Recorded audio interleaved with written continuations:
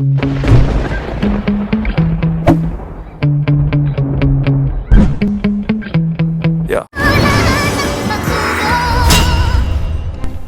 Napagpasahan ni Sisa na pumaroon sa simbahan para kausapin ang sakristan mayor at ang kura para ipaalam na hindi naman nilbihan ang kanyang mga anak na sina Crispin at Basilio. Sasamahan naman siya ni Clay at sa kanilang pagdating ay iginiit ng sakristan mayor na wala si Padre Salve at kung naroon man ay siguradong hindi ito papayag. Dito na nga nagtaka ang sakristan mayor kung sino ang pakialamerang kasama ni Sisa at nakikisawsaw ito sa kanilang usapan. Sa pagbalik nga ni Clay ay sinabi niya kay Ibarra na galing siya sa bahay ni na Crispin at Basilio para nga pakiusapan ang kura at ang sakristan mayor na huwag nang manilbihan ang mga batang sakristan. Ngunit lingid sa kanilang kaalaman ay nasundan na pala sila at pinagmamasdan ng sakristan mayor.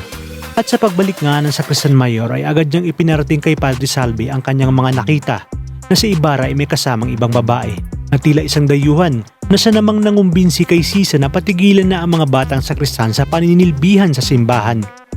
Sa pag-uwi nga ni Maria Clara ay naabutan niyang naroroon ang kura na si Padre Salve para nga ipaalam ka sa kanya na nakita niya si Ibarra na nilalapitan ng mga babae at may kasama itong babae na kasama mismo nito sa iisang bubong.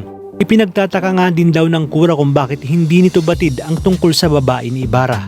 Mababanaag naman sa mukha ni Maria Clara ang pagkabigla na siya namang gustong mangyari ni Padre Salve na siraan nga si Ibarra kay Maria Clara. At dahil nga sa mga sinabi ng kura ay hindi na nga makatulog si Maria Clara at ipinabatid niya sa kanyang tiya na puntahan sa 10 oras ng gabi si Ibarra para mapanatag nga ang kanyang kalooban. Ngunit di naman siya pinayagan dahil masyado nang malalim ang gabi.